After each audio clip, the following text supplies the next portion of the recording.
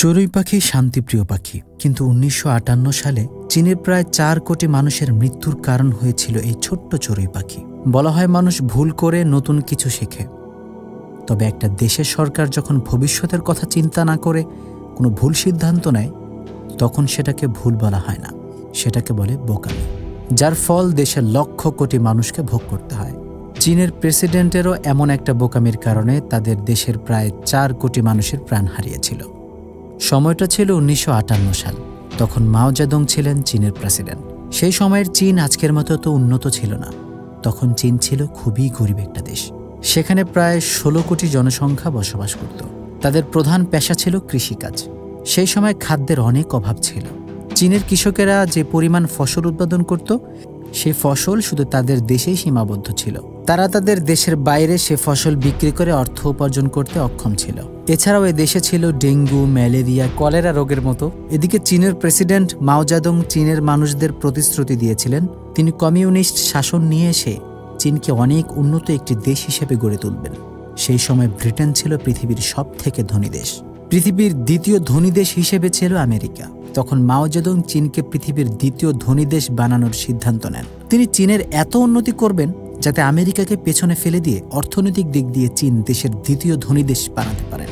এই কারণে মাও জেদং গ্রেট লিপ ফরওয়ার্ড নামে একটি পরিকল্পনা প্রবর্তন করেছিলেন, যার অর্থ হল ভবিষ্যতের দিকে এক বড় লাভ।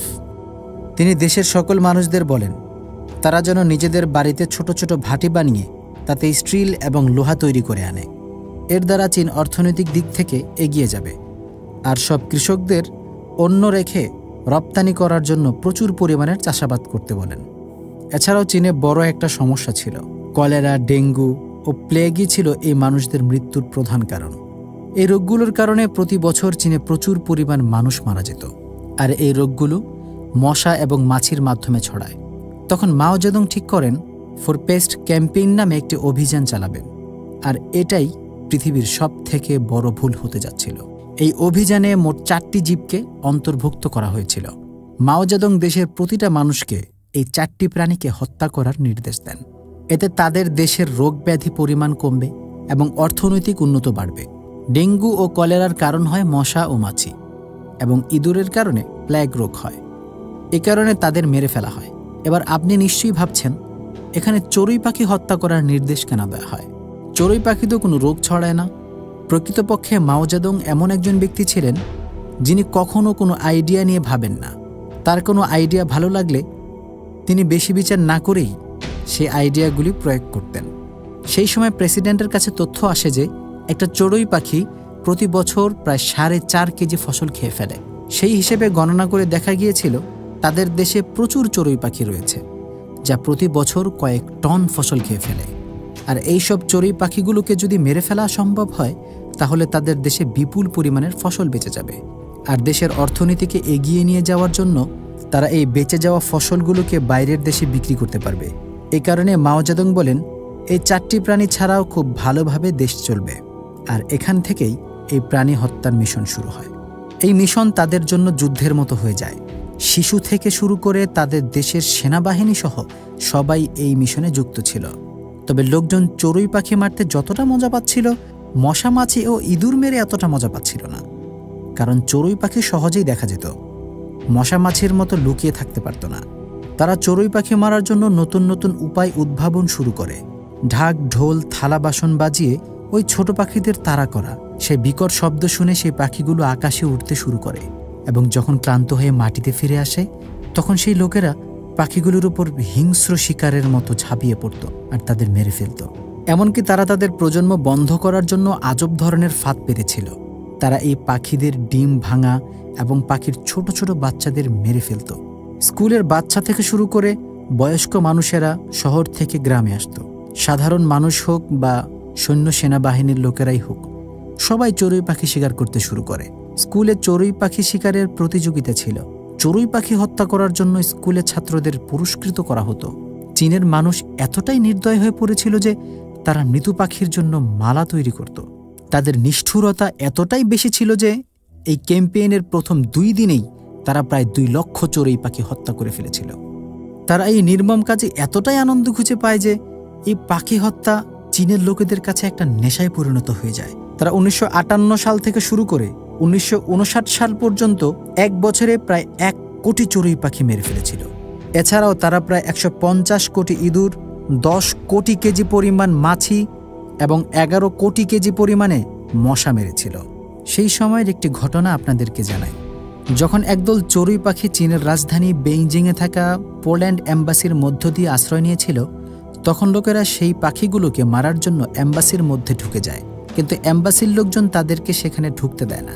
তখন তারা এম্বাসির চারদিকে ঘিরে ধরে এবং জোরে জোরে ঢোল বাজাতে শুরু করে। ফলে পাখির দলটি আবার আকাশে উঠতে শুরু করে, আর তখন তারা সেই পাখিগুলোকে গুলি করে করে মেরে ফেলে।